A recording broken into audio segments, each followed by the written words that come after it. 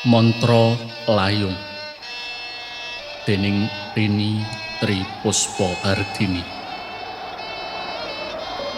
Dak sambat lekasing ngaurip Kakang Kawah Adi Ari-ari sedulur papat limo pancer Rilanono kadangmu munggah akoso ngupadi jatining suksma asumbaung tengah wengi kaya aweh tengara sinandi wektune nyebar kembang melati karben nganti jiwaku ngawiyat sumusul langit biru.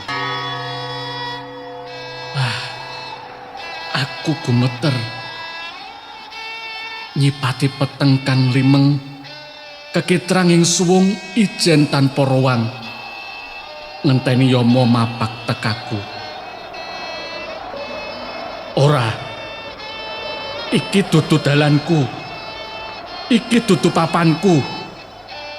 Najan donyaku ke taman lindu, omahku kebak lebu, isih ana wektu ngresiki jember kang isih mleder.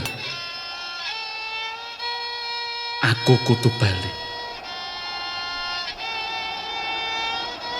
Gusti, apuranen pepesing atiku, mantra layu wurung dak lakon.